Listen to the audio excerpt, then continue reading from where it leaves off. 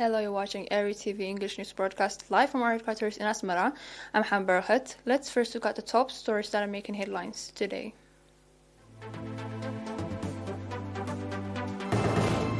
Announcement from the Ministry of Health.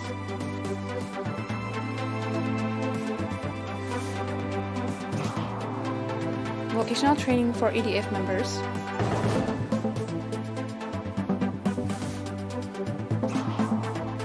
US COVID-19 case surpasses 53.50 million. China urges US to act responsibly in space.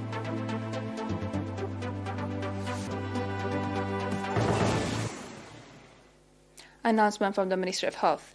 17 patients have been diagnosed positive for COVID-19 in tests carried out today at testing stations in the central and southern regions. Out of these, 16 patients are from testing stations in Asmara, central region. The last patient is from testing station in Adduhala, southern region. Sadly, 74-year-old patient from the central region has passed away due to the pandemic. The total number of confirmed cases in the country to date has increased to 7,948, while the number of deaths has risen to 74. The total number of recovered patients stands at 7,711. Ministry of Health, Asmara, 29 December 2021.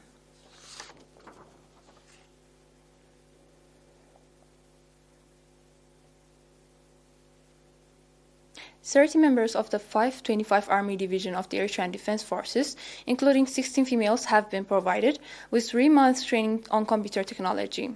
According to Lieutenant Colonel Mosazgi Haile, Chief of Staff of the 525 Army Division, the objective of the vocational training was to empower staff members for efficient service and called on the trainees to practically upgrade the knowledge they have gained. Mr. Samson Kifle, head of the National Union of the Eritrean Youth and Students Branch in the Central Region, on his part, commending the trainees for their interest they demonstrated during the training period, called on them to develop their skills through reading and practice. Representative of the trainees, on her part, expressing a conviction to develop their skills in practice, called for the sustainability of similar trainings. At the graduation ceremony conducted yesterday, 28 December, general knowledge competition was held and prizes were handed over to winners.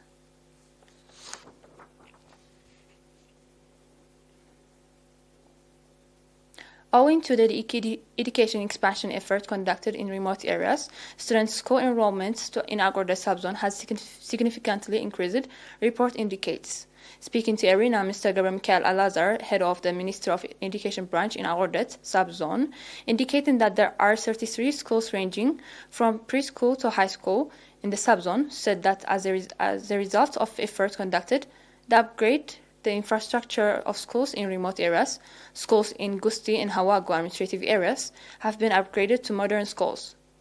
Highlighting the significant contribution of upgrading the infrastructure of schools in increasing student school enrollment, Mr. Gabriel Michael also called for enhanced community participation in the efforts being exerted to modernize the infrastructure of the 710 schools, as well as alleviating challenges being encountered in addressing female students' school enrollment, that is 45% at a time.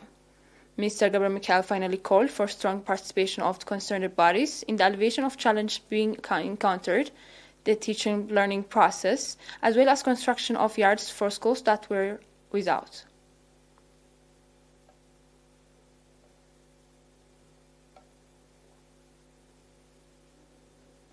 We will be back with international news. Stay tuned.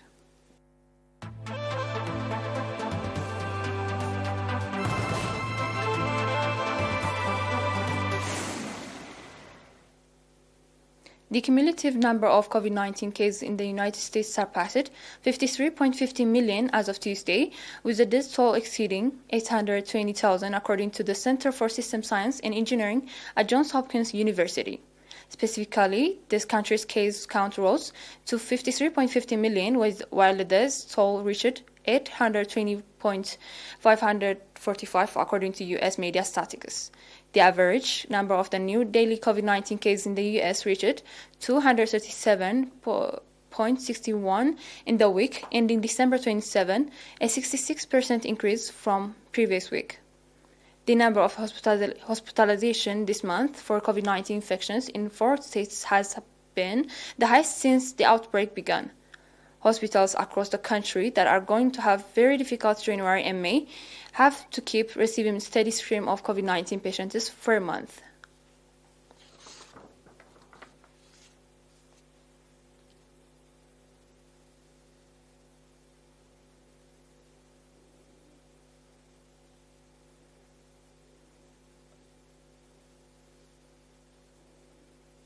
China Foreign Ministry said on Tuesday that the United States ignored obligations under the Outer Space Treaties, exposing astronauts to danger. Chinese citizens lashed out online against Tesla founder on Monday after China complained that its space station was forced to take evasive action to avoid collision with satellites.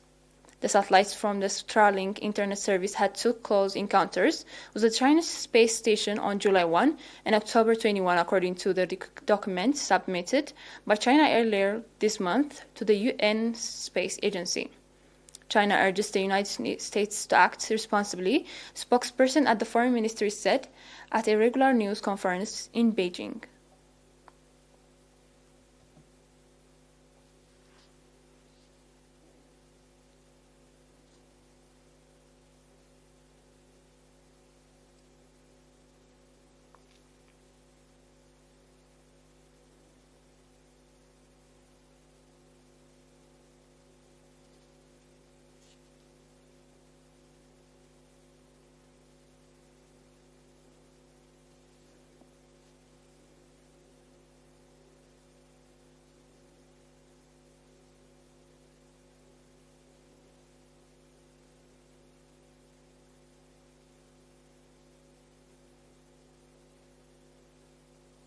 Before we close for today's news, let's have a recap of the headlines tonight. Announcement from the Ministry of Health.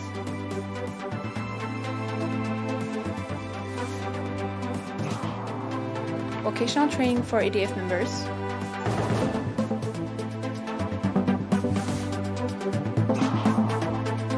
US COVID-19 case surpasses 53.15 million. China urges US to act responsibly in space.